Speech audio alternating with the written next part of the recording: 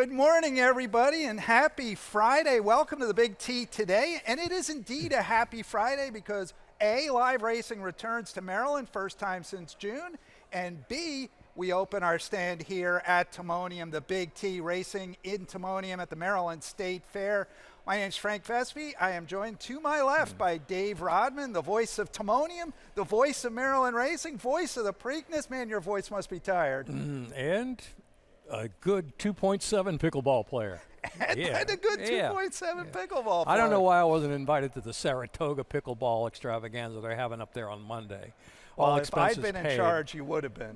Well, they probably saw my rating. Anyway, A, B, what's C? I don't know. There's got to be a C. There's got to be a C. Well, are you ready for the wafting aroma of corn dogs and racing past the Ferris Allen wheel? Yep, ready for a big weekend at Timonium. Lots of activities as usual, along with the state fair here at Timonium. We got two pick fives with 12% takeout. Same format as Laurel. If you watch Maryland racing, we carry over potential each of the pick fives. College Day is coming up, so if you know someone with a good aptitude. It's all about the aptitude. It's all about the aptitude. That's tomorrow, aptitude day. Aptitude for handicapping as well. Maybe you can polish that up here at College Day at the races. And tomorrow is also our featured stake is the Shine Again Stakes for fillies and mares. We'll be talking a lot about that. Next Friday, going to induct two horses into the Maryland Thoroughbred Hall of Fame right here at the Big T. So that'll be a lot of fun. A lot of things that we got to do, but the first thing we got to do is handicap some races here, Dave. We got a 9-race program on tap today, 10 tomorrow, big 10-race program tomorrow. But we'll start today. Race 1, we've got exacta trifecta double, and as you just mentioned, that early pick 5 12% takeout starts right here in race 1. 5,000 never win 2 claimer going a mile and a 16th. That is 3 turns here at the Big T. Dave, we're in similar places. Yeah, I like the 5 Cloud Forest in here. And speaking of clouds, not a cloud in the sky that I see here at Timonium. Good weather to start the Timonium meet here. What is the temperature outside right now? It's a good, no, it's not 85. It could not be nicer than it is. No, it's if you have 68. the option, you need to get out here right now because the weather is We have perfect. to give you the weather shot. Yes, 76 degrees. There you go. Make sure 24.4 Celsius. Oh, okay. And winds out of the northeast, right there, blow right through the Ferris Allen wheel on the far turn. Yeah, we landed pretty much similar spots here. I went 5, 3, 2, 4.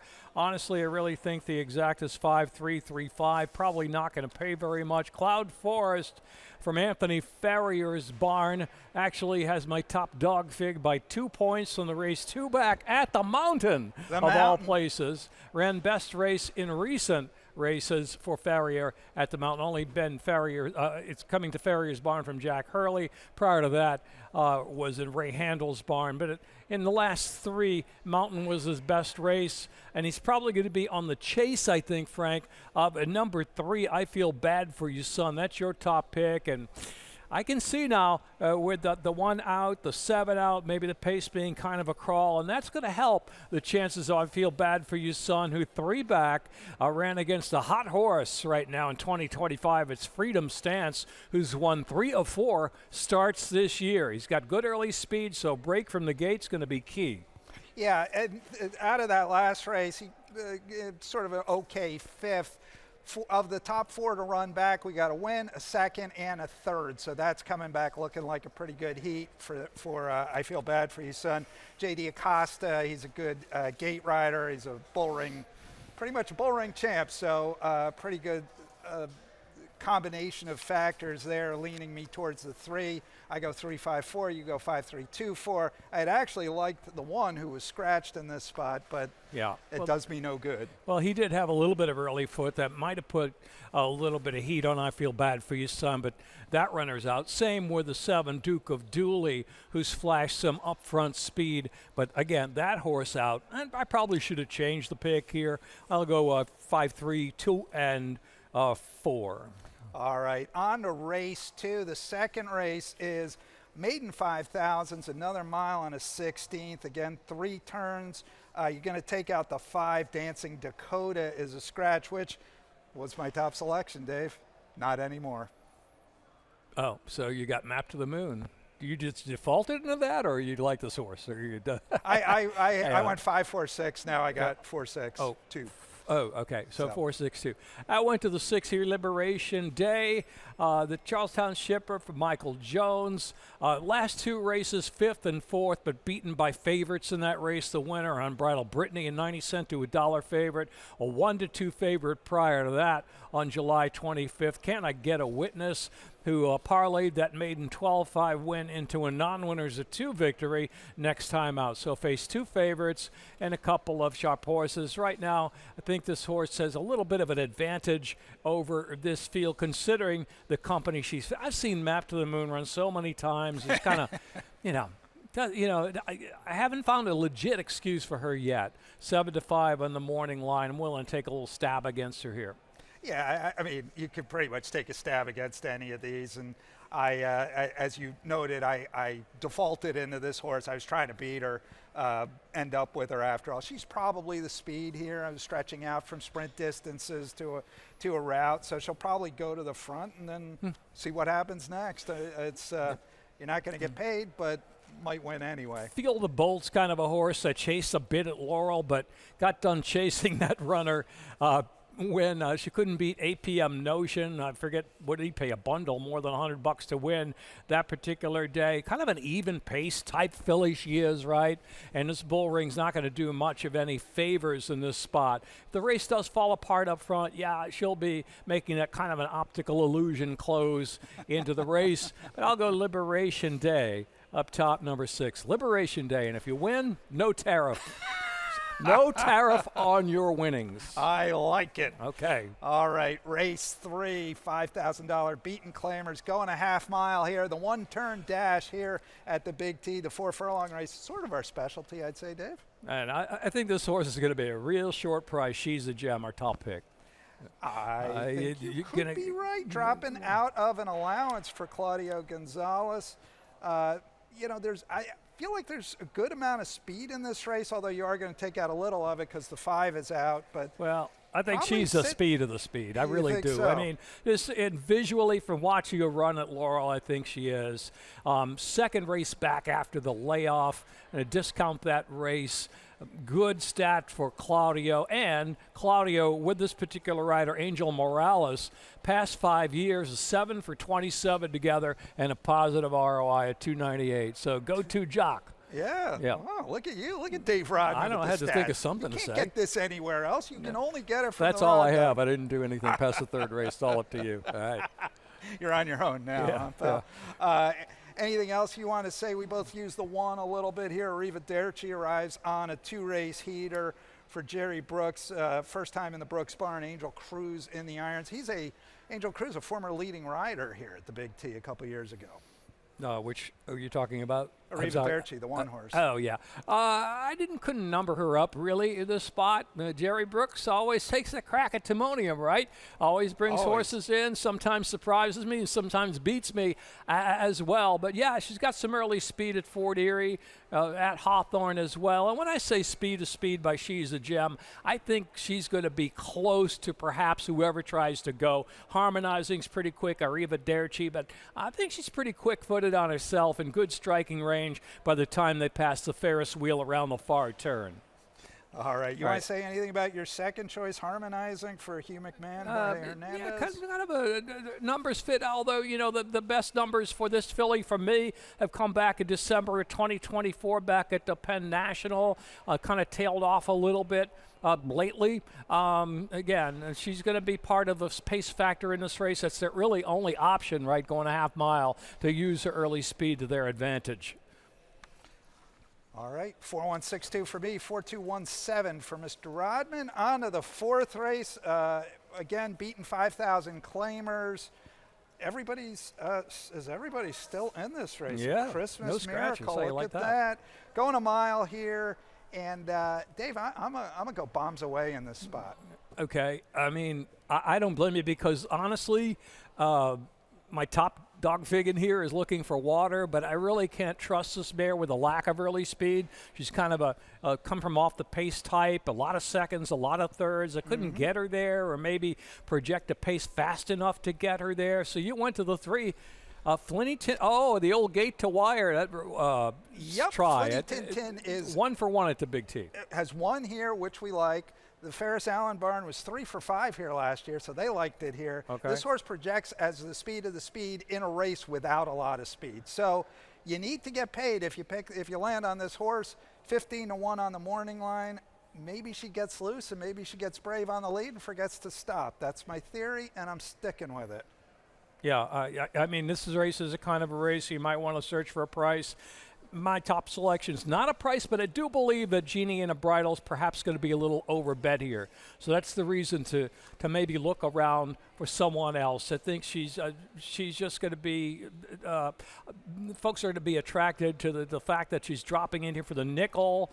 She has past races that would do, but I've seen some of the recent races this year that really have disappointed me. So I went to number 6, Divine Exchange, as a top pick, on for Claudio again, looking for back-to-back wins at Claudio Barn, claimed for $7,500. 2 races at Monmouth, coming here to Maryland. That race 3 back would put her right in the picture when Tori Alba rode her. And guess what? It's Angel Cruz this afternoon, but I think that her number projects her close enough to Flinty Tin, near the pace to stalk and pounce around the far turn, going that 3-turn mile. All right, man. Well, maybe we'll just have to have a little side wager on this one, Dave. I don't think she'll be ahead of Flinty Tin, but the stalk and pounce. Yeah. The other horse I kind of was interested in as a price here is number 2, Majesty's Freedom, 12 to 1 on Keith Fustel's morning line.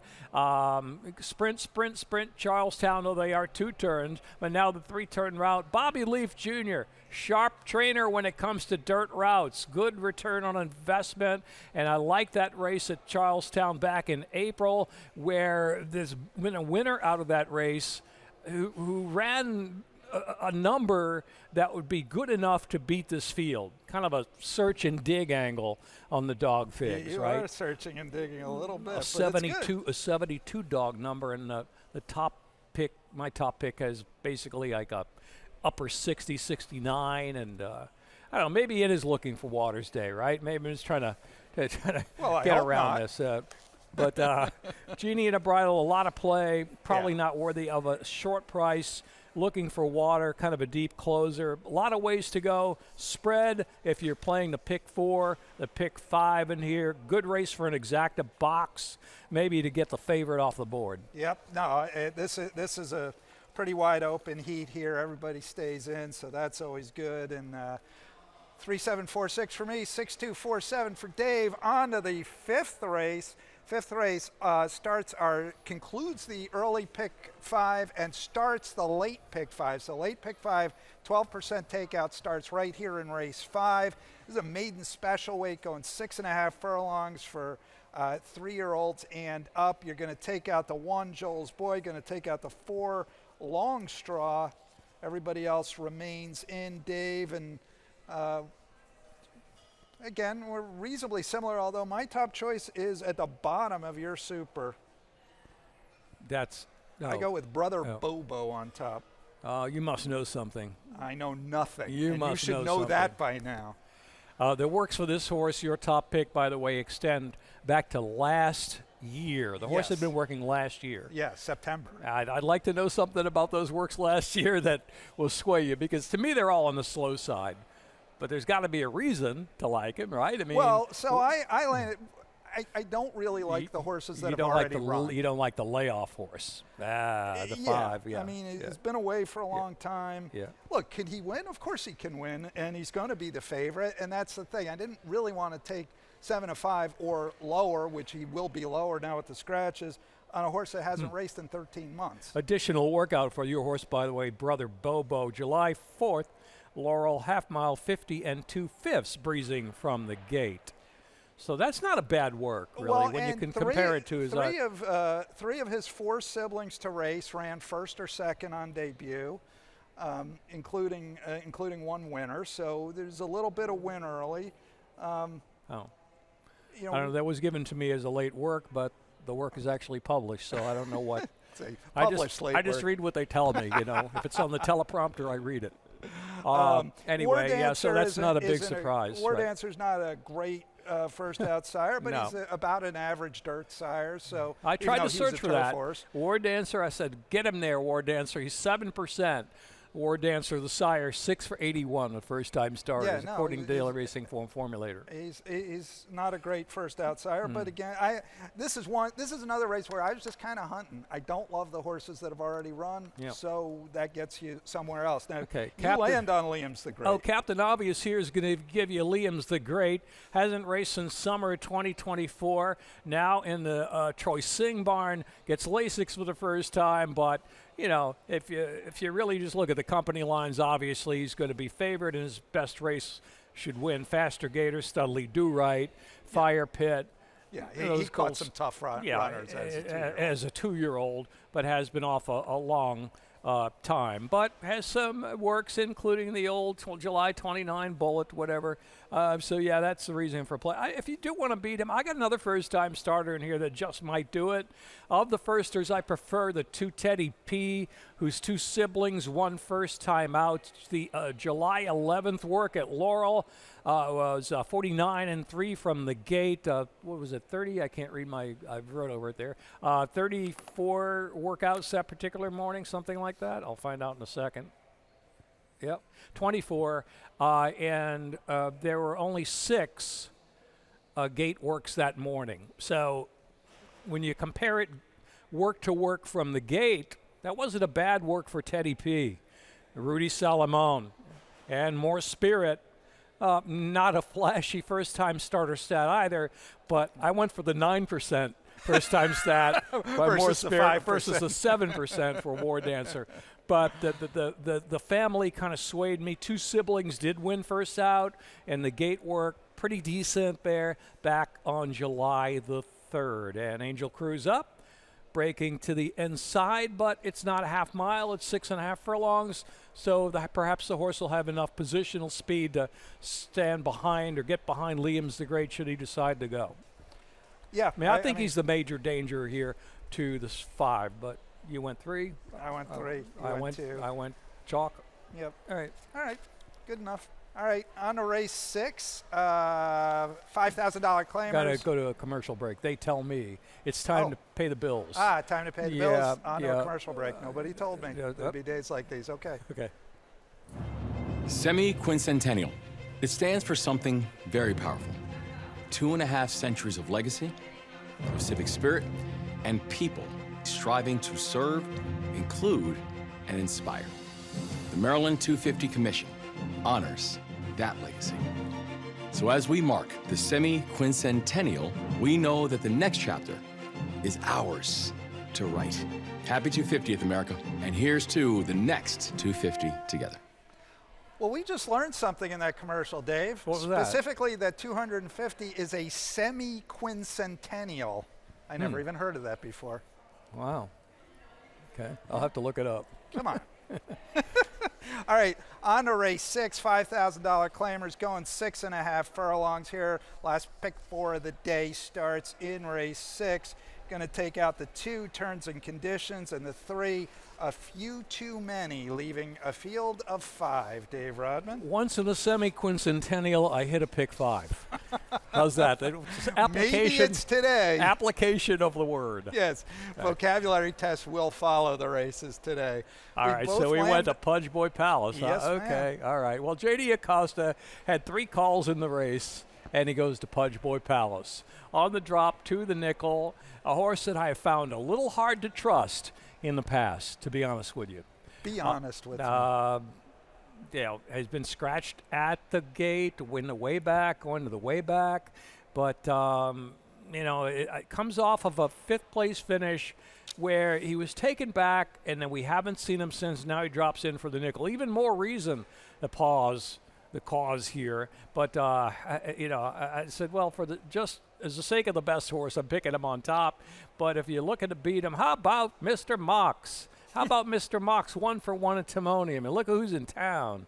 Giron Barbosa. I on did Mr. not Mox. get to Mr. Mox. Okay. But he's got speed, and he might use it today.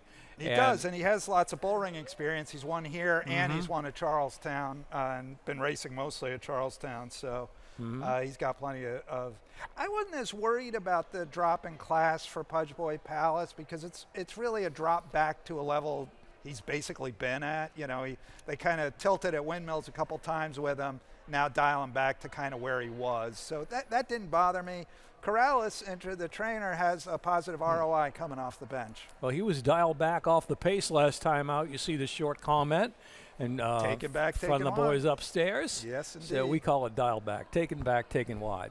All right, so Pudge Boy Palace, again, a horse is a little bit untrustworthy, but, you know, his best race to me wins. And Beach Cowboys is going to get a lot of play as well. Mr. Mox, I think, is kind of upsetter, and I really couldn't come up with anything else. I mean, I think it's A or B. You're going to try to beat this horse, or you're just going to go with it.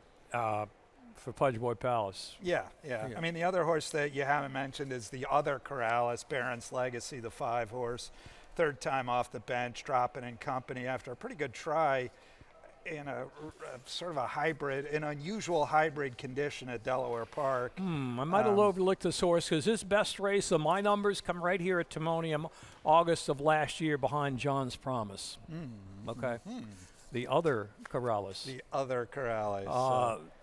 I use both Corrales. Corrales? Is that how you say that? Corrales is. Yes, you use one of them.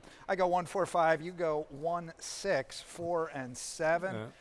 On a race 7, maiden 25,000, 2-year-old fillies. Everybody remains in. The 2-horse Soul Stealer is 2 pounds overweight, so going to carry 118. Otherwise, no changes here. A lot of first-timers. Your guess good as mine, Dave. Well, I'm just going to go for the gate work there, August 15th at Charlestown on Lucky Liz, the second best gate work of the morning out of a handful of gate works. I'm assuming this Connect filly has some early speed, so it's a little work discovery in progress for a filly by Connect out of Ordain. A couple of siblings have won. So not a complete stab, but there's some things that point in her direction in here. Another horse, first-time starter, with some things pointing in the direction of a possible first-out win is Blind Love by Irish Warcry out of G's Treasure. That makes her a half-sister to 5-time winner G's Fireball.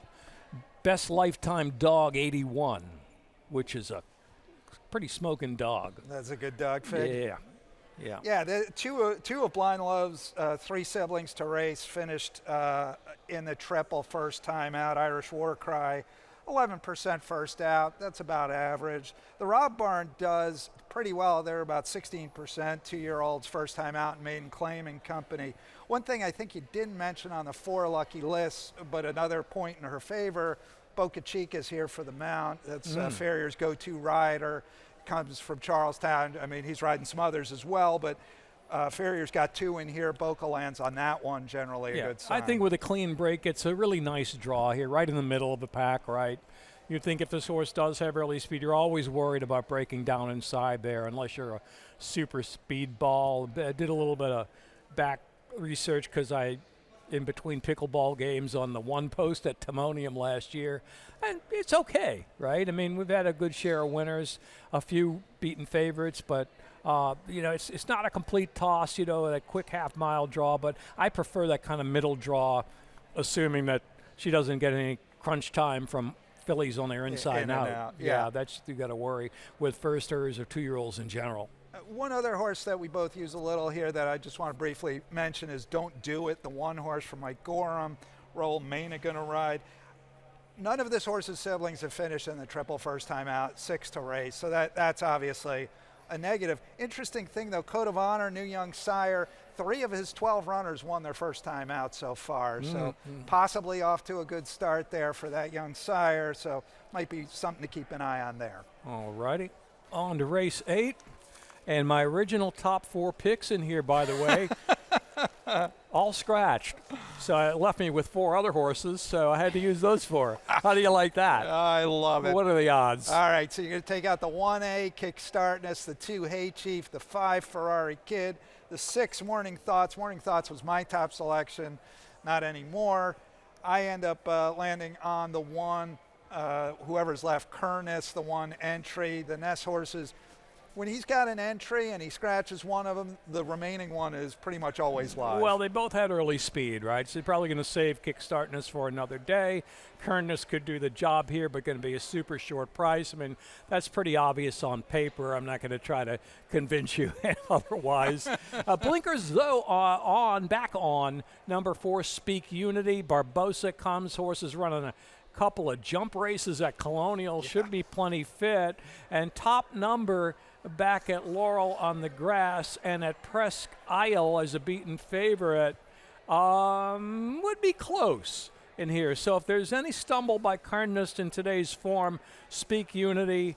The other one, Southern Horse, Midnight Renegade. At least I don't project to have much early speed, so they're going to be far back of these two. Could be kind of a merry-go-round here, 1-4. All right, we're both in the precise same location on race 8, and that gets us to the nightcap. Race 9, maiden 25, 2-year-old fillies going a half mile. So again, with the one-turn dash, going to take out the 2. I'm a Material Girl. Take out the, I'm sorry, don't take out, but the 5 one-hit wonders, 2 pounds over. And did you have something else on the 8 horse, Dave, that I'm missing? Is that horse 1 the pound 8 over? is just a quick overweight, 1 over. That was a late overweight. 8 is 1 over, if that factors into your numbers for a first-time starter. Well, you never know, right? Yeah. Okay. Okay, this one, Dave, we're kind of all over the place here. You're going to go with Run, Dora, Run for Claudio Gonzalez. Yeah, Angel Cruz had several calls in the race. Final engagement, Holy Storm, chooses the Claudio horse. Of course, Claudio with a lot of horses and rides for Claudio, so that's probably the obvious thing. 2-year-old first-time starters, 2 by Motown, are 12% first out. I mean, just searching for clues again with firsters in there. So I put the tilt here to Cruz's first call of 3, Run, Dora, Run, going that quick half mile. Warm up the bus, though. Against Barbosa for Farrier, and you went to the 3, Last Gift. Experience might count, or was it the just filtered running line in debut at Laurel? Corrales has a very good record going maiden special and maiden claiming, which he's doing with this Mosler filly. She hadn't shown a ton, but she has shown some early lick, which is helpful. And she's caught a couple of tough runners. She caught Just Filtered, who's 2 for 2 and is expected to go 3 for 3 this weekend in a little stake down at Colonial. She caught Dreaming of Alice, who got sold out of that debut race and sent to the West Coast. So she's caught a couple of tough runners in these heats. Probably in a maiden 25, isn't going to see anything quite like that. Yeah, I mean, I can see the point. Experience, company line there. Use the 1 in the mix, final engagement.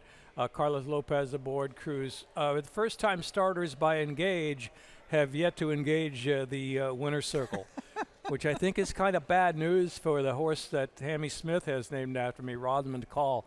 He's by Engage, so I'm rooting for Engage. Okay. But today could be the day, and Bullet works. Barnett can get him ready first out, no doubt. I looked at the 2. Oh, the 2's out, right? So I was going to have not a negative note, but just a note for down the line. I can see maybe why they didn't run her here, maybe a little longer later. Just FYI information on a scratched horse. The second dam was turf long, very long. So that ain't happening at Timonium. Do we have a pedigree dog fig on that horse? No, I just looked. I just saw that the dam, nothing but the second dam was long on the lawn, but doesn't really matter. She's not running anyway. All right. That it for you? Yeah. All right. It's a semi-quincentennial.